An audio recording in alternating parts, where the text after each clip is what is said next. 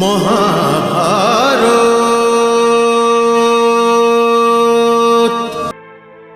আর আমি ওই মায়ের কোল খুবই কাছ থেকে দেখেছি। তা অসীম হয়ে থাকে, ওর মধ্যে সমস্ত জগৎ স্থান পায়, কিন্তু এমন মনে হয় না যে তা ভরে গেছে। মায়ের কোল সাগরের মতো ভরা থাকে, কিন্তু ছলকে কখনো যায় না। জগতে মায়ের চেয়ে অধিক সম্মানীয় আর কেউই হয় না। স্বয়ং নারায়ণও যদি মানবরূপে জন্ম নেন, তখন মায়ের বকুনি শুনেও নিজেকে নিজেই ধন্য ভাববেন।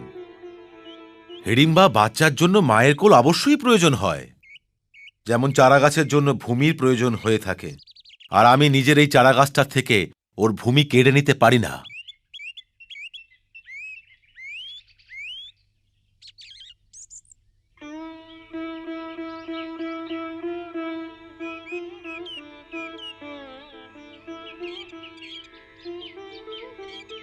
মাতাশ্রী!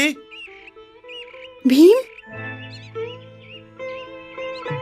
ভীম, প্রণাম মাতাশ্রী। দীর্ঘজীবী হও।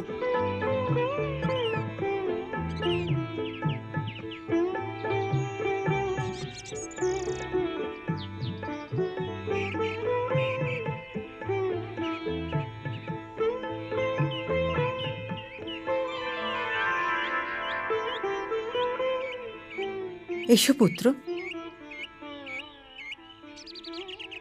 প্রণাম মেজ ভ্রাতা। প্রণাম প্রণাম ভ্রাতাশ্রী। প্রণাম। আসুন দাদা, আপনার খাবার সাজানোই আরে আছে। থালা কি কোথাও পালিয়ে যাচ্ছে?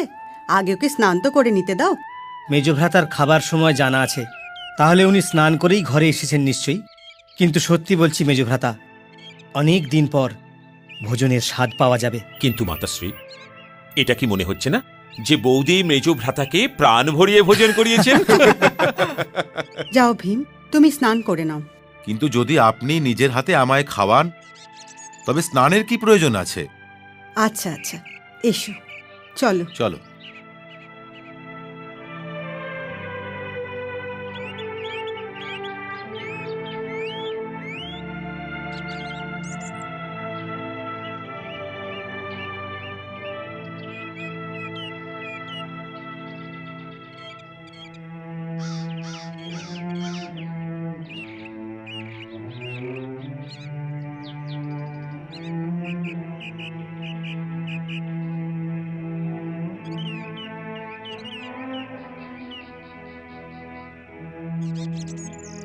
কি হয়েছে?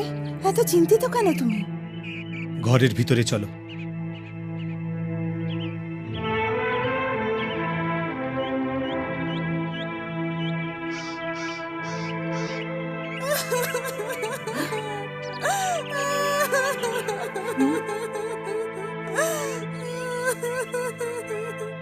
কাঁদবার হলে আস্তে কাঁদো।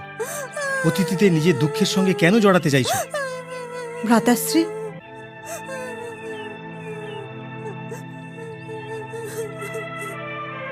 এই ভাগ্যবতীর এটাই তো বড় দোষ, একটু কষ্ট পেলেই কাঁদতে আরম্ভ করে দেয়।